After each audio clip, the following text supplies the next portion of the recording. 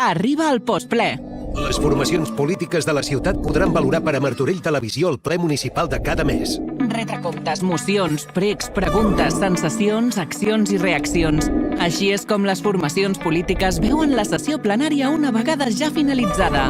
Martorell Televisió, la televisió local de la nostra ciutat. Oberta a tothom. La plaça de les Cultures ha sigut el punt de partida a una setmana d'actes relacionats amb la lactància materna.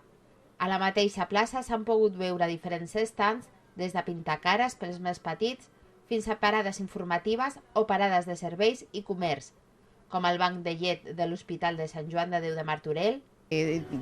Solicitamos a las madres que buenamente pueden hacer donación de leche para que se puedan favorecer otros bebés, sobre todo prematuros, que están en diferentes hospitales a nivel de Cataluña.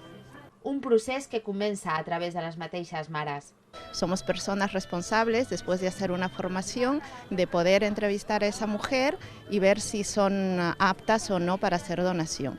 Una vegada compleixen l'aptitud per donar, directamente la leche os pueda llegar a ellos, las mamás se ponen en contacto para que puedan ir a buscar la leche a casa, o sea que esto está muy bien organizado. Salazar anima més dones a donar la seva llet materna.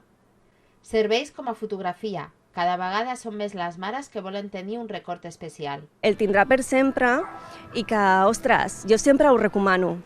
És algo molt íntim, és molt bonic. Una tasca en la que l'equip de fotografia ha de fer sentir còmodes a les mares. I no tenen cap mena de problema. És més, jo també intento ajudar-les, no? I que tinguin tota la màxima comoditat possible, però elles, no, aquí mismo, aquí ja està bien. Jo, pues vale, el que tu vulguis. Ahir es va commemorar el Dia del Dol Perinatal, Gestacional i Neonatal. Per aquesta raó també ha estat present la Capsa dels Records, una associació dedicada a la creació de records per als nadons. Unes capses que porten a l'hospital.